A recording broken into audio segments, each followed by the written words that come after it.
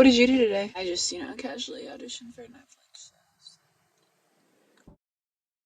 I'm Sophia Collins. I'm 5'9". I'm just messing. Sort of. Last night at about 7 p.m., I got an EcoCast. It's requesting a self-tape for a Netflix show due at 3 p.m. today.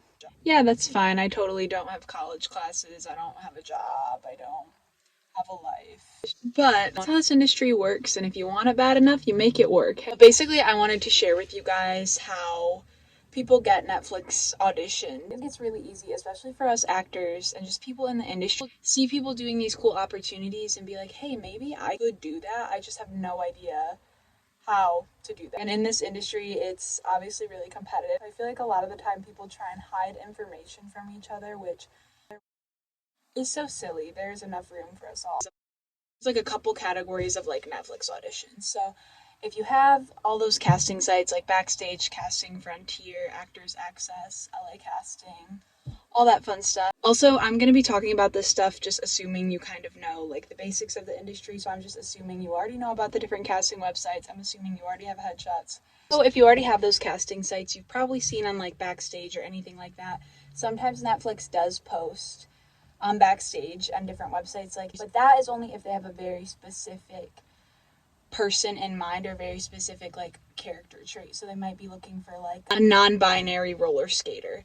Then you will probably see that on Backstage because they're looking for somebody very specific. So to just send that casting off, agencies might not have a non-binary roller skating client, and so they open it up to the general public. So you will see stuff like that, but the more general ones where they're just looking for like a basic white girl. These ones, they typically go through agencies. Big ones like CAA, KMR, all of those. And then also some smaller ones. I don't have a huge agency. Netflix just gets in contact with those agencies. They send them kind of like the breakdown. The agents will submit the headshots of those actors that they think kind of match that breakdown. And then if the casting director clients headshots, resume, reel, whatever, they'll usually request a self-tape from them. That's what happened in my case. So my agent saw this like posting. She thought that I fit this Netflix posting that the agents have access to on Actors Access. We can't see it, but the agents can. I submitted my headshot, and then the casting director liked my headshot, my reel, my resume, whatever, and then requested a self-tape from me. So that is what I submitted today. So, if you're wanting to be on like Outer Banks or Riverdale or one of those people, that's awesome and a great goal. Yeah, I wouldn't be sad if that happened to me. But I don't want to say never, but usually it's not just going to be like posted on Backstage or posted on LA Casting. You have to go through an agent, you have to go through your reps. You also had to be SAG-AFTRA for this Netflix audition. There are a lot of like logistics behind it, but basically the reason you might not be seeing certain opportunities is because you can't. For things like Netflix, high quality feature films, all that stuff, usually you're not just going to be able to submit yourself on a website. Typically, you need to have an agent, you need to have representation because they're going through those agencies. And that's the tea. Like, sorry if that was like basic information, but I feel like I personally, up until recently for a long time, was always like, how do they get those opportunities? Yeah, a big part of the industry is just trying to be informed, doing your research, talking to people. I always say actors are lazy. If you're willing to take that next step, you're going to be ahead of the game. So now, for those of you who care, jump into kind of how I like to film self-tapes, like what I did to get ready this morning, all that fun stuff. So get ready with me for a Netflix audition. All right. So I woke up. I don't remember what time, but I know it wasn't as early as I wanted. Opened my blinds. Made my bed. Look at me go. Yes, I'm wearing shorts. Those are Walksers. They're a brand I did a commercial for a few months ago. Not spons. Do my little dancey dance. Drink some water. Brush my teeth. I look so dead inside. Then I quickly changed because I was not thinking about it. No question about it. I ran 4 miles. Just don't give yourself the choice. Just do it. Did a little bit of stretching after and meditating because it's really important just to get myself in like a good headspace before I do self-tapes or anything acting related. Made myself some proats for breakfast, drank some more water. This cookies and cream protein powder from Quest, there is nothing like it. Coffee, of course. I crushed up some cereal and put it in notes as well. Some Wonderworks. Okay, so I have cleaned myself up now. I didn't wash my hair, obviously. But it's a self-tape, and so the bottom half of me doesn't matter. I always go for a blue top because I have blue eyes. So if you have green eyes, I would go for a green top. If you have brown eyes, can't help you on that one.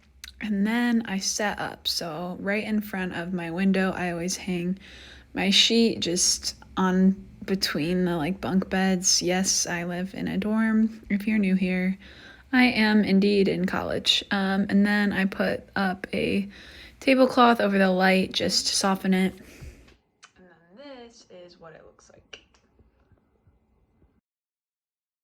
Starting with this mess.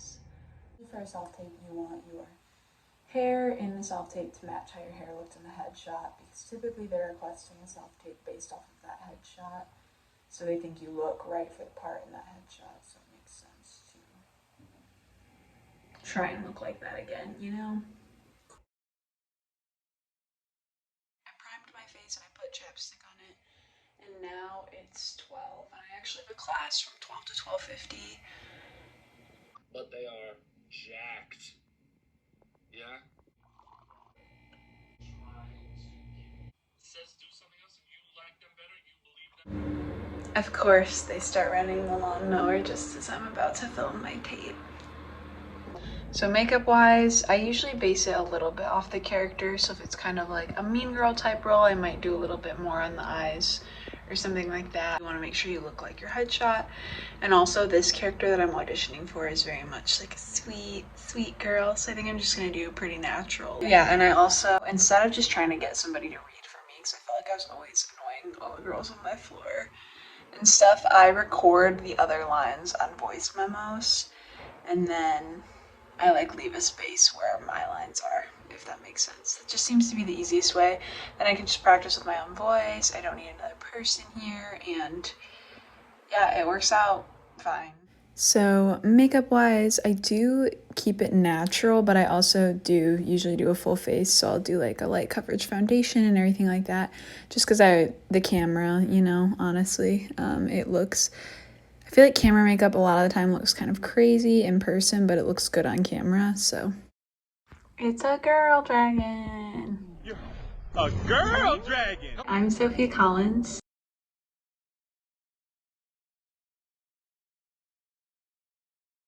Thanks for watching. Love ya. And this thing right here